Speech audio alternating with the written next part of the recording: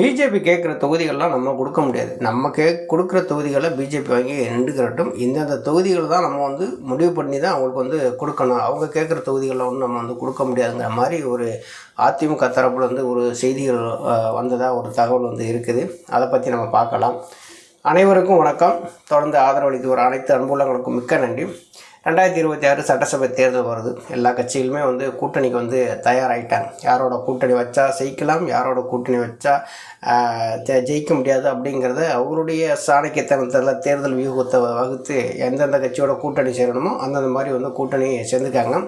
இதில் எந்த தேர்தல் வியூகம் எதுவுமே கிடையாது. ஏற்கனவே இருந்த கூட்டணிகள் அந்தந்த கட்சியில் வந்து அப்படியே வந்து பசை மாதிரி ஒட்டிக்கிட்டு இருந்துட்டாங்க. இப்போ திமுகன்னு சொல்லி பார்த்தீங்கன்னா இதில் வந்து இடது கம்யூனிஸ்ட்டு, வலது கம்யூனிஸ்ட்டு, விடுதலை சிறுத்தைகள், மதிமுக, காங்கிரஸ் இப்படியான கட்சிகள் எல்லாமே பார்த்திங்கன்னா 2019 2024 வரையும் தொடர்ந்துருக்குறாங்க. 2026 சட்டசபை தேர்தலையும் அவங்க வந்து தேர்தலில் வந்து ஈடுபடுவாங்க. அது ஒரு வெற்றி கூட்டணியாக அமைஞ்சிருக்குது. 2019 நீங்கள் எலெக்ஷனை பார்த்தீங்கன்னாலும் தெரியும். 2019 பாராளுமன்ற தேர்தல், 2021 சட்டசபை தேர்தல், 2024 பாராளுமன்ற தேர்தல், அதில் எல்லாருமே வந்து போட்டியிட்டவங்க வந்து வெற்றி பெற்றிருக்கிறாங்க. இந்த பக்கம் பார்த்திங்கன்னா எடப்பாடி பழனிசாமி ஒரு கூட்டணி. அவர் யாரோட கூட்டணி வச்சுருக்காரு அப்படின்னா பிஜேபியோட கூட்டணி வச்சுருக்கிறாரு. பிஜேபி நம்ம ஏற்கனவே சொன்ன மாதிரி தான், பிஜேபிக்கு கூட்டணி வைக்கிறதுக்கு யாரும் வரமாட்டாங்க. அதனால் எடப்பாடி பழனிசாமி கிடைச்சார். எடப்பாடி பழனிசாமி நம்பி கூட்டணி வைக்க யாரும் வரமாட்டாங்க. அதனால் எடப்பாடி பழனிசாமிக்கு பிஜேபி கிடைச்சது. ரெண்டு பேருமே ஒரு கூட்டணியை வந்து உருவாக்கிட்டாங்க. அதுக்கடுத்து பார்த்திங்கன்னா தமிழக வெற்றி கழகமே வந்து இப்போ ஒரு பெரிய கட்சிகளோட வந்து கூட்டணி பேச்சுவார்த்தை நடத்திட்டு இருக்கிறதா ஒரு தகவல் வந்து இருக்குது. பேச்சுவார்த்தை நடத்திக்கிட்டு இருக்கிறாங்களாமா. அந்த பெரிய கட்சி யாருங்கிறத நீங்கள் வந்து உங்களுடைய கமெண்ட் செக்ஷனில் வந்து உங்களுடைய கருத்துக்களை பதிவு பண்ணுங்கள். அந்த பெரிய கட்சிகளோட கூட்டணி பேச்சுவார்த்தை நடத்திட்டு இருக்காங்க. இன்னும் ஒரு சில கட்சிகளோடையும் பேச்சுவார்த்தை நடத்திட்டு இருக்கிறதாவும் ஒரு தகவல் இருக்குது. நாம் தமிழர் கட்சியும் வந்து தேர்தலை சந்திக்க தயாராகிட்டாங்க. அவங்க யாரோடையும் வந்து கூட்டணி கிடையாது. 117 ஆண் 117 பெண் அப்படின்னு சொல்லிவிட்டு அவங்க வந்து சட்டசபைக்கு வேட்பாளர்லாம் அறிவித்து அவங்க இப்போ வந்து தேர்தல் வேலையை வந்து செய்ய ஆரம்பிச்சிட்டாங்க. இப்போ எல்லா கட்சிகளுமே வந்து கூட்டணியை வந்து பலப்படுத்துறதுல இருக்கிறாங்க. ஒரு கட்சியின் மீது இன்னொரு கட்சியில் வந்து விமர்சனங்கள் வந்து அதிகமாக வச்சுக்கிட்டு இருக்கிறாங்க. எப்படியாவது நம்ம வெற்றி பெறணும் அப்படிங்கிறதான். திமுக வந்து 2வது முறையாக நம்ம ஆட்சியை தக்க வச்சுக்கிறணும் அப்படின்னு சொல்லி அவங்க நினைக்கிறாங்க.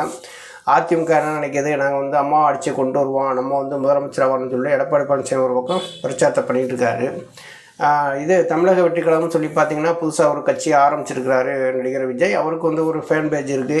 அவங்க வந்து இன்றைக்கி வந்து அவங்களுடைய ரசிகர்கள் எல்லாருமே வந்து தொண்டர்களாக மாறி இருக்கிறாங்க. மக்கள்கிட்ட ஒரு எதிர்பார்ப்பு இருக்குது, இல்லைன்னா சொல்ல முடியாது. மக்கள்கிட்டையும் ஒரு எதிர்பார்ப்பு இருக்குது. புதுசாக ஒருத்தர் கட்சி ஆரம்பித்து வர்றாங்க அப்படின்னா அந்த ஒரு எதிர்பார்ப்பு இருக்குது. ஆனால் அரசியல் யாருக்கு மாற்றாக வர்றாரு அப்படிங்கிறதான் இப்போ கொஞ்சம் குழப்பத்தில் இருக்குது. கொள்கை ரீதியாக மாற்றாக வர்றாரா இல்லை ஆட்சி மாற்றத்துக்கான ஒரு மாற்றாக வர்றாரா அப்படிங்கிறதான் ஒரு கேள்வியாக இருக்குது. ஏன்னா திமுக எதுக்குது, அதிமுக எதுக்குது. ரெண்டு பேருமே திராவிட கட்சிகள். அதே மாதிரி திராவிட சித்தாந்தம் பேசி தான் வந்து நடிகர் விஜயுமே வர்றாரு. ஆனால் இவர் யாருக்கு மாற்று அப்படிங்கிறது தெரியுமில்ல. கொள்கை ரீதியாக மாற்றில் வர்றாரா அப்படிங்கிறது நமக்கு அது முழுமையான ஒன்றும் தமிழக வெற்றி கழகத்திலேருந்து இன்னும் அவருடைய நிலைப்பாடை வந்து சரியாக வந்து சொல்லலாம். கொள்கை என்னென்ன கொள்கை தான் அப்படின்னு சொல்லிவிட்டு அவங்களும் இன்னும் சரியாக வந்து மக்கள்கிட்ட வந்து இன்னும் தெளிவுபடுத்தாமல் தான் இருக்காங்க. அவங்களும் கலந்துக்குள்ளே வந்துட்டாங்க. அதுக்கடுத்து பார்த்திங்கன்னா நாம் தமிழர் கட்சி சீமான் அவர்கள் வந்து தமிழ் தேசியம் சித்தாந்தத்தோடு தான் அவங்க வந்து களத்தில் வந்து இறங்குறாங்க. இப்போ வந்து தேர்தலுக்கெல்லாம் சூடு பிடிச்சிருச்சு. இப்போ அதிமுக, திமுக, தமிழக வெற்றி கழகம், நாம் தமிழர் கட்சி இப்போதைக்கு பொறுத்தளவுனா 4 முனை போட்டியில் தான் தமிழக அரசியல் களம் வந்து இருக்குது. எடப்பாடி பழனிசாமி தரப்பு என்ன சொல்கிறாங்க, பிஜேபி வந்து எத்தனை தொகுதிகள் கேட்குறாங்க அப்படிங்கிறது முக்கியம் இல்லை, நம்ம வந்து பார்த்து கொடுக்குற தொகுதிகள் தான், இத்தனை தொகுதிகளை தான் அவங்க நிற்கணும், இந்தந்த தொகுதிகள் தான் சொல்லி நம்ம தான் தேர்வு பண்ணி கொடுக்கணும் அப்படின்னு வந்து அவங்க நினைக்கிறாங்க. அந்த கூட்டணிக்குள்ளே இருக்கிற பிஜேபி என்ன நினைக்கிறாங்க அப்படின்னா, எங்களுக்கு வந்து கிட்டத்தட்ட ஒரு 50 தொகுதிகளுக்கு மேலே எங்களுக்கு வந்து வேணும். அந்த 50 தொகுதின்னு பார்த்திங்கன்னா இது தென் மாவட்டங்களையும் கொங்கு மண்டலத்துலையும் எங்களுக்கு வேணும் அப்படிங்கிறாங்க. கொங்கு மண்டலம் அப்படின்னு சொல்லி பார்த்திங்கன்னா சேலம், ஈரோடு, திருப்பூர், கோயம்புத்தூர், இங்கிட்டு நீலகிரி இப்படியான இடங்கள்லாம் வந்து இருக்குது. இதெல்லாம் வந்து அதிமுகவுடைய செல்வாக்கு நிறைந்த தொகுதிகள். இது வந்து அதிமுகவுடைய கோட்டைன்னு கூட சொல்லலாம். இதில் வந்து பிஜேபி வந்து இப்போ வந்து வளர ஆரம்பிச்சிருச்சு. அதிமுகவுடைய தயவு வந்து பிஜேபிக்கும் தேவைப்படுது, பிஜேபியினுடைய தயவு அதிமுகவுக்கும் தேவைப்படுது. இப்போ ரெண்டு பேரும் இணைஞ்சாதான் இங்கே வெற்றி பெற முடியும் அப்படிங்கிற ஒரு சூழல் உருவாயிருச்சு. ஆனால் எடப்பாடி பழனிசாமி கொங்கு மண்டலத்தை பொறுத்தளவு பார்த்திங்கன்னா அதிகமான தொகுதிகள் வந்து அதிமுக கைவசம் வச்சுக்கணும் அப்படின்னு சொல்லி தான் அவர் நினைப்பார். ஏன்னா இப்போ எடப்பாடி பழனிசாமி வந்து பார்த்திங்கன்னா நம்ம வந்து அம்மாவினுடைய ஆட்சி கொண்டு வரணும்னு சொல்லிட்டு அதுக்கு தகுந்த மாதிரி அவர் காய் நகர்த்தி போகலை. அப்படி நடத்தி போயிருந்தாருன்னா அதிமுக ஒருங்கிணைந்து இன்றைக்கி வந்து தேர்தல் காலத்தை வந்து சந்திப்பார். இப்போ இருக்கிற மாதிரியே நம்மளும் ஒரு எதிர்க்கட்சியாக இருந்துடலாம் 2026 அப்படிங்கிற கணக்கோடு தான் இவர் வந்து வேலை செய்கிறார். அதனால தான் வந்து கொங்கு மண்டலத்தை இருக்கிற தொகுதிகள்லாம் முக்கால் வச்சு நம்ம வந்து நின்றால் தான் நம்ம வந்து அதிமுகவுடைய கோட்டை நம்ம வெற்றி பெற்று நம்ம எப்படியாவது வந்து எதிர்க்கட்சியாக வந்தோம்னு சொல்லிட்டு அவர் வந்து ஆசைப்படுறாரு. ஆனால் பிஜேபி வந்து கொங்கு மண்டலத்தை குறி வைக்கிறாங்க, அதிகமான தொகுதிகள் எங்களுக்கு வேணும் அப்படின்ட்டு. அதே மாதிரி தென் மாவட்டங்களையும் வந்து கேட்குறாங்க. இப்போ நயினார் நாகேந்திரனை வச்சு முக்குளத்தூர் வாக்குகளை பூரா நம்ம வாங்கிடணும்னு சொல்லிட்டு பிஜேபி கணக்கு போட்டுட்ருக்காங்க.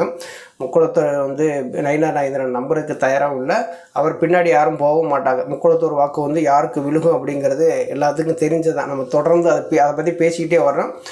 முக்குளத்தூருடைய வாக்கு தென் மாவட்டம் மற்றும் டெல்டா மாவட்டங்களில் முக்குளத்தூருடைய வாக்கு யார் கையில் இருக்குது அப்படின்னா ஐயா ஓபிஎஸ் அவர்கள் கையில் தான் இருக்குது. அதுக்கடுத்து வந்து என்டிஏ கூட்டணிக்குள்ளே டிடிவி தினகரன் அவர்கள் இருந்தாலுமே தினகரன் அவர்கள் வந்து போட்டியிட்ட தொகுதிகள் மட்டும் வேணால் முக்குளத்தை வந்து ஓட்டு போடுவாங்களே தவிர பிஜேபிக்கோ அதிமுகவுக்கோ ஓட்டு போட மாட்டாங்க. அந்த மாதிரியான ஒரு சூழல் தான் அன்றைக்கி ஏற்பட்டிருக்கு. போகிற இடங்கள்லையுமே பார்த்திங்கன்னா எடப்பாடி பழனிசாமி சுற்றுப்பயணம் போகிறாரு. போகிற இடங்கள்லையும் பார்த்திங்கன்னா டிடிவி தினகரன் அவர்களுடைய பெயரை வந்து உச்சரிக்கிறே கிடையாது. எங்கள் கூட்டணியில் அமமுக இருக்குது அப்படிங்கிறது சொல்கிறதே கிடையாது. இதெல்லாம் வந்து தொண்டர்கள் வந்து ஞாபகம் வச்சுருப்பாங்க இல்லையா. இப்போ இன்றைக்கி வந்து எப்படின்னா எந்த கூட்டணிக்குள்ளேயும் சிக்காமல் இருக்கிறது யார் அப்படின்னா ஐயா ஓபிஎஸ், இது பாட்டாளி மக்கள் கட்சி, தேமுதிக. பாட்டாளி மக்கள் வச்சு பார்த்திங்கன்னா 2021 சட்டசபை தேர்தலில் அதிமுகவோட கூட்டணி வச்சுருந்தாங்க. 2024 பாராளுமன்ற தேர்தலில் என்டிஏவோட பிஜேபியோட கூட்டணி வச்சு தேர்தலை சந்தித்தாங்க. இப்போ தேமுதிக அப்படின்னு சொல்லி பார்த்திங்கன்னா 2021 சட்டசபை தேர்தலில் பார்த்திங்கன்னா அமமுகவோட கூட்டணி சேர்ந்து தான் தேர்தலை வந்து சந்தித்தாங்க. 2024 பாராளுமன்ற தேர்தலில் அதிமுகவோட கூட்டணி வச்சு தேர்தலை சந்தித்தாங்க. இப்போ டிடிவி தினகரன் என்ன தான் நாங்கள் வந்து மோடி கூட்டணிக்குள்ளே என்டிஏ கூட்டணிக்குள்ளே நாங்கள் இருக்கிறோம்னு சொல்லிட்டு இருந்தாலுமே அந்த என்டிஏ கூட்டணியை தலைமை வைக்கிறது எடப்பாடி பழனிசாமி தான். ஆனால் எடப்பாடி பழனிசாமி எந்த இடத்துலையுமே வந்து அமமுகனுடைய பெயரையோ டிடிவி தினகரன் பெயரையோ வந்து உச்சரிக்கலை. எப்படியாவது டிடிவி தினகரனை என்டிஏ கூட்டணி விட்டு கழட்டி விடணும் அப்படிங்கிற மாதிரி தான் எடப்பாடி பழனிசாமியுடைய பிளான் பண்ணி வேலை செஞ்சுருக்காரு. இப்போ சரியாக வந்து என்டிஏ கூட்டணியுமே பார்த்திங்கன்னா டிடிவி தினகரன் அவருக்கு வந்து சரியான ஒரு முக்கியத்துவம் கொடுக்கறது இல்லை. டிடிவி தினகரன் கடைசியாக வந்து ஒரு நல்ல முடிவு எடுப்பார் அப்படிங்கிற மாதிரி தான் எதிர்பார்க்கப்படுது. இப்போ பிஜேபி கூட்டணியோட எடப்பாடி பழனிசாமி தேர்தலை சந்தித்தார் அப்படின்னா என்னாகும் அப்படின்னா கண்டிப்பாக வந்து திமுக வெற்றி பெறுவதற்கான வாய்ப்புகள் வந்து நிறைய இருக்குது. அந்த சூழ்நிலையை தான் எடப்பாடி பழனிசாமி வந்து செய்கிறார். சுற்றுப்பயணம் போகிறாரு இல்லையா, மக்களை காப்போம் தமிழகத்தை மீட்போம் அப்படிங்கிற சுற்றுப்பயணம் போகிறாரு. அந்த சுற்றுப்பயணம் எதுக்கு அமையுது அப்படின்னா அதிமுகவினுடைய வளர்ச்சிக்கு அமைக்கலை, திமுகவினுடைய வெற்றிக்கு தான் அது ரொம்ப உறுதுணையாக இருக்குது. இப்போ எல்லாருமே எதிர்பார்க்குறது என்ன அப்படின்னா எடப்பாடி பழனிசாமி பிஜேபி கூட்டணி சேர்ந்த நாள்லேருந்து இன்னைக்கு வரைக்கும் பார்த்திங்கன்னா மேல்மட்ட நிர்வாகிகள் நாங்கள்லாம் சந்தோஷமாக இருக்கிறோம் அப்படிங்கிற மாதிரி விருந்துகள்லாம் வச்சு நாங்கள் சகசமாக இருக்கிறோம் அப்படிங்கிற மாதிரி ஒரு தோற்றத்தை காமிக்கிறாங்களே தவிர இன்னும் தொண்டர்கள் மத்தியோ மேல்மட்ட நிர்வாகிகள் மத்தியோ இன்னும் வந்து முரண்பாடு இருக்கத்தான் செய்யுது. கூட்டணியில் ஒரு குழப்பம் இருக்கத்தான் செய்யுது. பிஜேபி வந்து தொடர்ந்து என்ன சொல்கிறாங்க, தமிழகத்தில் வந்து கூட்டணி ஆட்சி தான் சொல்கிறாங்க. அதே மாதிரி எடப்பாடி பழனிசாமி சரிங்கிற நிலைமைக்கு அவரும் வந்துட்டார். ஐயா ஓபிஎஸ் அவர்கள், தேமுதிக, பாட்டாளி மக்கள் கட்சி, இந்த 3 பேருமே பார்த்திங்கன்னா எந்த கட்சியோடையும் வந்து கூட்டணி சேராமல் தனியாக வந்து இருக்கிறாங்க. இதில் நம்ம எல்லாரும் எதிர்பார்க்குறது அரசியல் விமர்சகர்கள் எல்லாருமே என்ன சொல்கிறாங்க அப்படின்னா ஓபிஎஸ் அவர்கள் வந்து எந்த கூட்டணியில் போய் இணைகிறாங்களோ அந்த கூட்டணி வலுவாயிரும் அப்படிங்கிற மாதிரி தான் பேசுகிறாங்க. ஐயா ஓபிஎஸ் அவர்கள் வந்து என்டிஏ கூட்டணியை விட்டு விலகி வந்த உடனே அந்த என்டிஏ கூட்டணியை வந்து பலவீனமாயிருச்சு. அதை இப்போ ஓபிஎஸ் அவர்கள் வந்து எப்படியாவது உள்ளே கொண்டு வரணும் அப்படிங்கிறதுக்காக பாஜகனுடைய மேலிட தலைமையெல்லாம் வந்து பேச்சு நடத்திட்டு இருக்கிறதா ஒரு தகவல் வந்து இருக்குது. இப்போ நயினார் நாகேந்திரன் பண்ண சேட்டையினால தான் இப்போ ஐயா ஓபிஎஸ் அவர்கள் வந்து என்டிஏ கூட்டணியை விட்டு வெளியில் வந்தாங்க. இப்போ நயினார் நாகேந்திரன் மாநில தலைமையாக இருந்து கட்சியினுடைய வளர்ச்சிக்கு பாடுபடுவார்னு பார்த்தா அந்த கூட்டணியுமே உடச்சிட்டாரே அப்படிங்கிற மாதிரி டெல்லி மேலிட தலைமையெல்லாம் வந்து நயினார் நாகேந்திரன் மேலே ஒரு அதிருப்தியில் இருப்பதாகத்தான் இருக்குது. ஏன்னா அண்ணாமலை வந்து பெரிய கூட்டணியை உருவாக்குனார். நயினார் நாகேந்திரன் அந்த என்டிஏ கூட்டணியை உடைக்கிற மாதிரியான ஒரு சூழ்நிலை தான் ஏற்படுது. இப்போ தென் மாவட்டங்களில் வாக்குகள் வாங்கணும் அப்படின்னா ஓபிஎஸ் அவர்கள் இல்லாமல் நம்மளால் வாக்கு வாங்க முடியாது அப்படின்னு சொல்லிட்டு பிஜேபிக்கு நல்லாவே தெரியுது. இப்போ எடப்பாடி பழனிசாமி என்ன பண்ணுறாரு, ஓபிஎஸ் வந்து கூட்டணிக்குள்ளே வரக்கூடாதுன்னு நினைக்கிறாரு. இப்போ பிஜேபிக்கும் எடப்பாடி பழனிசாமிக்குமான ஒரு முட்டல் மோதல் வந்து தொடங்கியிருக்கிறதா சொல்கிறாங்க. எடப்பாடி பழனிசாமி என்ன சொல்கிறாரோ, எங்களுக்கு வந்து ரெட்டை சின்னத்தை நீங்கள் வாங்கி கொடுத்துருங்க, உங்களுக்கு கேட்குற தொகுதியில் நாங்கள் கொடுத்துட்றோம் அப்படிங்கிற மாதிரி பேசிகிட்டு இருக்கிறாங்க. ஆனால் அப்படி ஒரு பக்கம் பேசிகிட்டு இருக்கும்போதே இன்னொரு பக்கம் என்ன சொல்கிறாங்க, நம்ம கொடுக்குறதான் தொகுதி அப்படிங்கிற மாதிரி இன்னொரு பக்கமும் வந்து பேசுகிறாங்க. 2024 பாராளுமன்ற தேர்தலில் மோடி பிரதமராக வரக்கூடாதுன்னு சொல்லிட்டு தேர்தல் பிரச்சாரம் செஞ்சவர் எடப்பாடி பழனிசாமி. அவங்களுக்கும் வந்து பிஜேபிக்கும் நல்லா வந்து புரியும். இப்போ பிஜேபி என்ன நினைக்கிறாங்க அப்படின்னா, எடப்பாடி பழனிசாமியோட ஒரு பேச்சுவார்த்தை மாதிரி ஏதாவது ஒன்று நடத்தி எப்படியாவது ஓபிஎஸ் வந்து அதிமுகவுக்குள்ளே கொண்டு வரணும் அப்படிங்கிற மாதிரி தான் அவங்க ஒரு பிளான் பண்ணிட்டு இருக்காங்கம்மா. அப்போ அந்த பிளான் பிரகாரம் வந்து நீங்கள் வந்து நம்ம வந்து போனோம் அப்படின்னா கூட்டணி வந்து கொஞ்சம் பெருசுப்படுத்தலாம், நம்மளை நம்பி வந்து பாட்டாளி மக்கள் கட்சியும் உள்ள வரதுக்கு வாய்ப்பு இருக்குது, தேமுதிகவும் உள்ள வர வாய்ப்பு இருக்குது. அப்படிங்கும்போது கூட்டணி வந்து ஒரு மெகா கூட்டணியாக மாறிடுச்சுன்னா நம்ம வந்து ஈஸியாக வந்து நம்ம வந்து 2026 திமுகவை வீழ்த்திடலாம் அப்படிங்கிற மாதிரி பிஜேபி திட்டம் போட்டு இருக்கிறாங்க. அண்ணாமலை அவர்களுமே வந்து ஐயா ஓபிஎஸ் அவர்களும் டிடிவி தினகரன் வரும்போதும் மிகுந்த மரியாதை வச்சுருப்பார். எந்த இடத்துலையுமே வந்து இவங்க 2 பேர்த்தையுமே வந்து விட்டு கொடுக்காம தான் பேசுவார். பிஜேபியினுடைய ஒரு பிளான் என்ன அப்படின்னா, ஐயா ஓபிஎஸ் அவர்களை வந்து அதிமுகவுக்குள்ளே இணைச்சி ஒருங்கிணைந்த அதிமுகவோடு நம்ம வந்து தேர்தல் காலத்தை சந்தித்தோம் அப்படின்னா வெற்றி பெறுவதற்கான வாய்ப்பு இருக்குது அப்படிங்கிற மாதிரி தான் அவங்க வந்து நினைக்கிறாங்க. ஏன்னா தேமுதிக வெளியில் இருக்குது, பாட்டாளி மக்கள் கட்சி வெளியில் இருக்குது. இந்த 2 பேருமே வந்து எடப்பாடி பழனிசாமி தலைமையை நம்பி வரமாட்டேங்கிறாங்க. ஏன்னா தோற்று போவோம் அப்படிங்கிறது அவங்களுக்கு நல்லா தெரியுது. அப்போ ஓபிஎஸ் வந்து அதிமுகவுக்குள்ளே வந்துட்டார் அப்படின்னா அவங்க 2 பேரும் வந்துட்டாங்கன்னா பெரிய கூட்டணியாக உருவாயிரும், மெகா கூட்டணியாக உருவாயிரும். திமுகவை எளிதில் வீழ்த்திடலாம் அப்படிங்கிற மாதிரி தான் பிஜேபி வந்து பிளான் பண்ணி வேலை செஞ்சுட்டு இருக்கிறாங்க. பார்ப்போம் என்ன நடக்குது அப்படிங்கிறது. நன்றி, வணக்கம்.